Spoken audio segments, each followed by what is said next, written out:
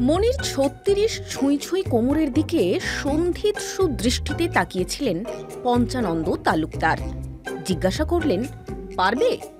মনির শটান উত্তর, আমার কটা ট্রেকিং এর অভিজ্ঞতা আছে, কোনো ধারণা আছে আপনার? মনির বয়স ২৭, পঞ্চানন্দ তালুকদার সামনের মাঘে ৫৬ পড়বেন। আলোচনা হচ্ছে কেদার যাত্রা নিয়ে।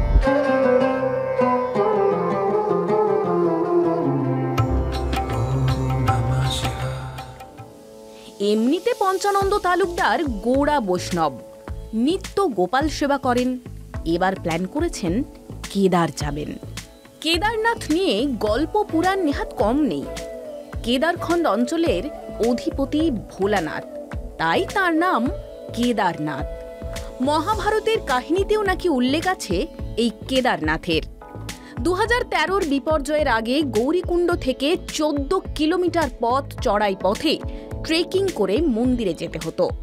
এখন সোনপ্রয়াগ থেকে ৪ কিলোমিটার গৌরীকুণ্ড, গৌরীকুণ্ড থেকে ৬ কিলোমিটার ভীমবলি, সেখান থেকে ৮ কিমি দূরে লিঞ্চলি, লিঞ্চলি থেকে ৫ কিলোমিটার দূরে কেদারনাথ। মন্দিরটি ৬ মাস বরফে ঢাকা থাকে, তাই এপ্রিল থেকে কার্তিক পূর্ণিমা অবধি মন্দিরের দরজা খোলা থাকে ভক্তদের জন্য। বাকি ৬ মাস মূর্তিগুলিকে নিয়ে রাখা হয় উখি মঠে। কলকাতা থেকে কেদারনাথের দূরত্ব প্রায় ১,৪৩৮ কিলোমিটার। গৌরীকুণ্ড পর্যন্ত বাসে করে যাওয়া যেতে পারে। এখানে একটা উষ্ণ প্রসবন রয়েছে। গৌরীকুণ্ড থেকে হেঁটে ভীমবলি, এখান থেকে মন্দাকিনী সেতু পেরোনোর পরের রাস্তা আরও কঠিন। আপনি খাড়াই রাস্তা দিয়ে ওপরে উঠছেন, বাম দিকে প্রচণ্ড বেগে বয়ে চলেছে মন্দাকিনী। কেদারনাথের মন্দির নিয়ে রিসেন্ট ঘটনা অলৌকিক কিনা বলা যাবে না। ওই যে বলে, বিশ্বাসে মিলাই বস্তু।